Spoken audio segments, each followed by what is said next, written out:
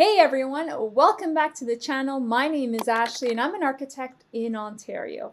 And in this video, I'm going to be doing another deep dive into the design thinking for one of my projects I did from the University of British Columbia for my master's degree. It was part of, I believe, a vertical studio. So I'm going to be doing a deep dive about how to illustrate your process, build your concept, storytelling, and how to convey those through visuals, diagrams, and so on. So I'm going to be sharing a bit of my design process and thinking behind a project. So if you're interested, let's get started. So this studio is with the lens of biomimicry. And so I'm going to be showcasing my project here. And I'm going to be also walking you through kind of the design thinking and just my design process. And again, everyone has a different process, but I just want to emphasize, the importance of storytelling, how to communicate those ideas, and so on. I'm going to be going through my presentation boards, and for this video, I also want to share some of the ideas that I had before coming toward the final project. Because I know my last video I just showed like the final product, but there was actually a lot of ideas prior to landing to that idea. So I want to go through the whole process in a way and also show you some of the studies I did that I was investigating that then led to the big idea.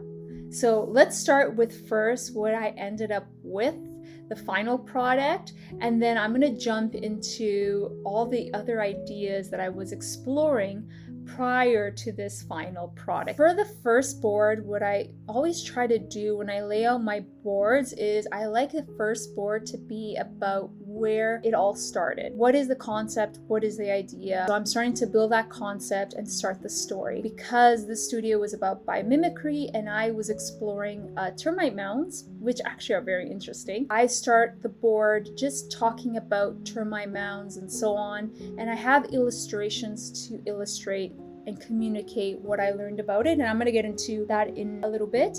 And then I start to talk about how I took that inspiration of the termite mounds and start to reflect it in built form. And then the second board, I tried to capture or engage the viewer with a particular rendering, and you start to get into the nitty-gritty of the building.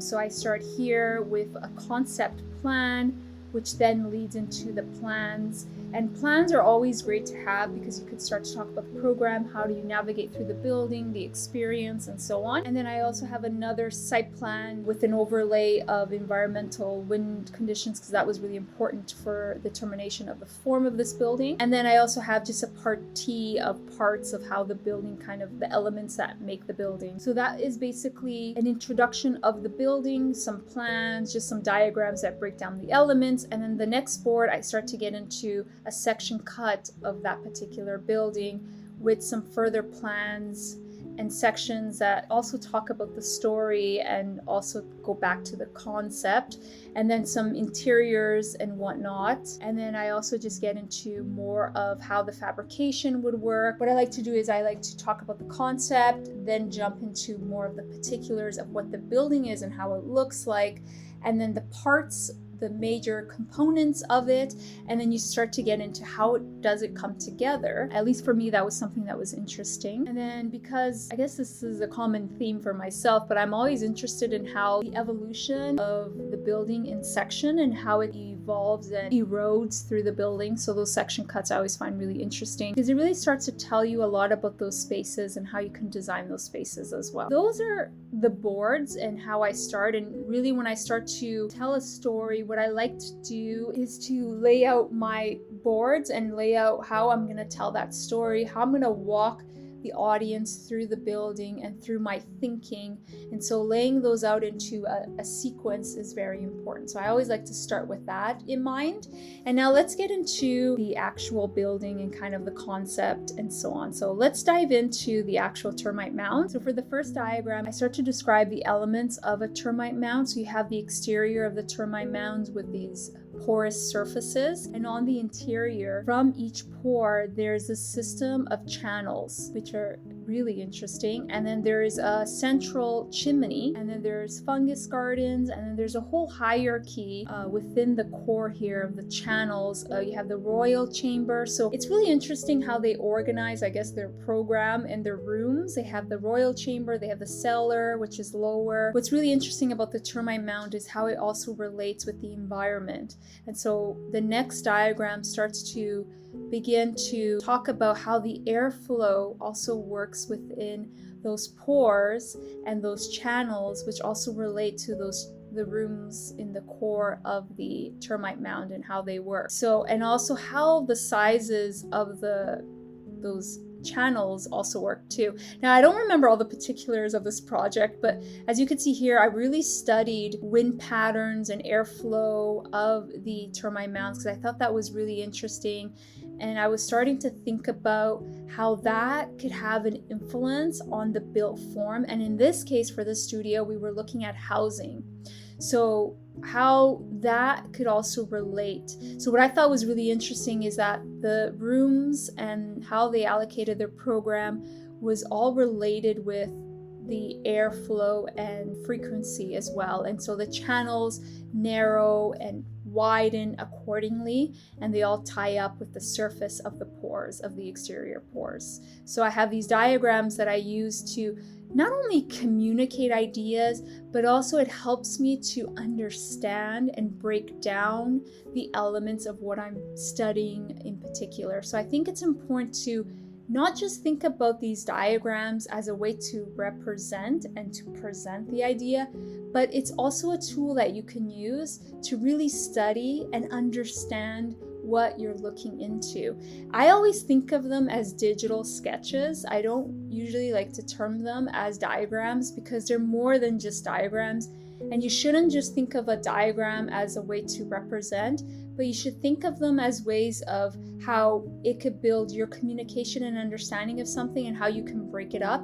And then the positive thing, what I love about when I do these digital sketches is that you can then use them for a presentation. And so if you're using them for yourself to understand something, it also is a great way to communicate those ideas to your audience. So that's just my way of thinking about diagrams in general. And so I love to do these little snips and sketches because they start to talk about the air movement, and then that could give me ideas about how to incorporate that into the built form. So the other thing I thought was interesting, so the key elements that I took away from the termite mounds was the airflow and frequency of how it operates within termite mounds, but then the surface temperatures as well, convection and conduction, how those worked within as well, and how they use that. So the form of the mound and how the temperatures and the pores kind of work from morning, afternoon, evening, and night.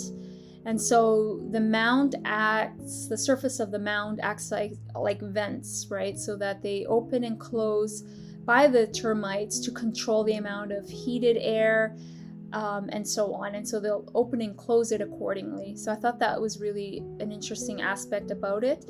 And then they also use passive cooling to maintain a consistent temperature of 30 degrees in the area where they have I'll just say their program in their chambers. So where they have that, they want to maintain a certain temperature.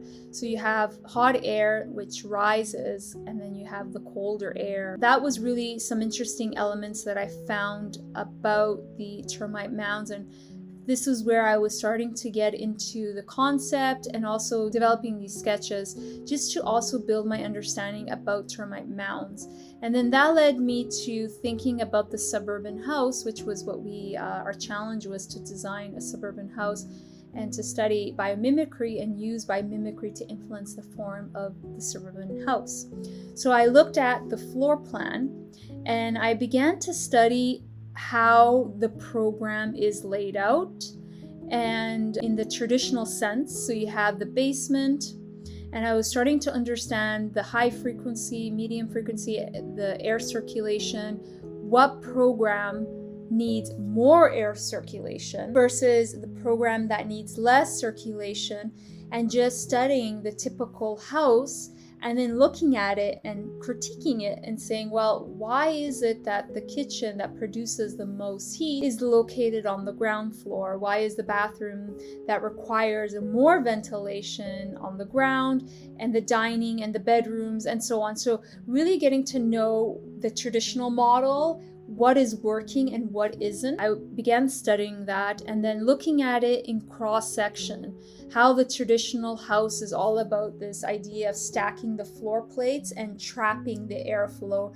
trapping the heat in a way, although you may have an opening with stairs, but it doesn't really take advantage of a more of a sculpted floor plate where you're using that airflow to move throughout the different spaces of the house.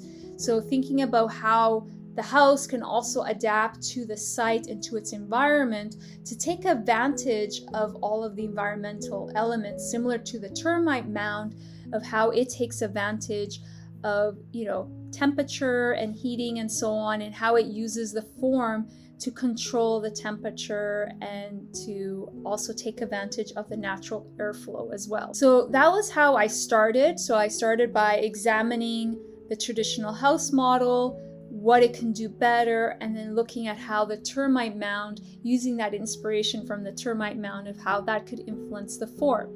So that got me thinking of a more organic interior vessel that would carve into the house and that would act as this cavity where it would also have these pores on them, and thinking of the house as this gradient of thermal zones and organizing the program according to that, and using this type of vessel or channel, a system of channels that responds to the airflow of the site. And so the form would be generated from the site's airflow, so the site's prevailing winds and so on. And then the size of those vessels and those tunnels, similar to the termite mound, would act accordingly and would also respond to the different interior programs and rooms of the house. So really the house is kind of comprised of the parts of, you got your floors. So I kept the floors, although they don't have to be 100% flat, although I curved it here a bit where you would have stairs and so on. You would have, just to make furniture, ease of furniture and so on, flat, and then you have this interior vessel of channels that would kind of combine to produce this house. So here you have a section of how that vessel would help with bringing that sculpted airflow into the rooms and into the house and controlling the temperature, responding to the site conditions and environmental prevailing winds. And so depending on the site, you would generate a different type of interior channels and vessels that would kind of carve into the spaces. And one thing I didn't explore, I didn't have enough time, but you could start to look at how these vessels start to also combine into with furniture and habitation as well. But I didn't get to explore that further, but that could have been done as well. So these are just some plans. And then a section of how the airflow and temperatures would act as well, and start to think about the surface and those pores and how that could start to arrange the program according to the pores and so on. And so here you have another section. An elevation. I kept the exterior of the house very simple. I wanted to juxtapose the suburban house with this exterior, with this new way of thinking of bringing in those channels within the house. And they can also act as a courtyard, as a visual piece as well. And then in terms of thinking about fabrication, what I also examined was the current building process of this idea of you have all these different parts that are gathered on site. So you have the wood joists, you have the exterior brick, you have the windows. And so it's very a segmented assembly which happens on site. And the process is very linear in a way. So looking at more of taking inspiration from aviation, where you're thinking of it more as a shell, and you would assemble and have this a bit of a prefabrication system, and you would have these parts of where the channel would be constructed of this shell-like structure, and then you would panelize the floor components and then use on-site robotic assembly to assemble the house. And so here, these were some sections just showing how the spatial quality would be cutting through, and you can get this idea of how it kind of, the organic form of the channel. So you really get that sense of how it cuts through the spaces. And so this was my final product, but prior to arriving to this form and to this thinking, there was a lot of other studies that happened behind the scenes. So I think this is something that's important to note, that you don't get to the final form in one shot on one go. It does take sometimes really bad ideas and sometimes really good ideas, but you got to let them go because it's not quite there yet, or that good idea could be better and it leads to other ideas. So I want to share with you some of my other ideas and studies that I did prior to arriving to this. So I was looking at a wall system and how the program could be organized into this wall system of components, and how there would be these channels within the wall that would respond to the different programmatic areas, and how the program can also influence that wall and that system of tunnel system, going back to that tunnel system. And so I was looking at how the program could be organized to take advantage of these tunnels, and thinking about air circulation, temperature, and so on. And so these were some of the studies that I was exploring. And then thinking about how the skin could also respond within the internal wall system to the program, and how it could change throughout the day and the time, and you would have areas that would open more and less, and how that would also work within the program. So I studied this quite a bit, but then this didn't lead into the final product, in that some of the pore studies did lead to the final idea. I was also looking at the temperature, and then organizing the program according to the temperature needs of that wall, where you have the different temperatures, and the pores would help. So when you sleep, you want a cooler temperature, and how the pores could also respond to that. And so these were some of those studies. So I was also studying it in plan. And then I started to think about, and you can see here, these are all kind of sketches, I call digital sketches, of me exploring different types of ideas, where I was starting to get into that central type of chimney, and having something that would operate from within. So thinking about not just a channel or a system that would happen within a wall, but what if it happened throughout the house? And that's where I started to get into the final kind of idea. And I played around with the geometry. Instead of having these just singular, very singular central chimneys, I had a system within that would produce that form. And so that was the final boards. And then one of the final exercises and studies that I did was this one here, where I was studying the different pores, and I was looking at other influences of how we could scale the pores, and it would respond to the program and the usage. And so that would help to start to control the temperature, but also thinking about it in two-dimensional, not only just in the surface value, but also the depth of them, and how that could start to talk about, where you have a narrow channel or less thickness, you can have more light and air, and then it gets thicker with more pores, where you would want to control the air and temperature. So this was just a little bit of a study that I did in regards to those pores, and how they could respond to the different users and the different programs, and thinking of it not just space and time as well. So thinking of how it could respond with the space and the time, and then temperature, and how the program could start to reshuffle according to the temperature needs of that program, and starting to think about how the ventilation and the function determines where the program would go.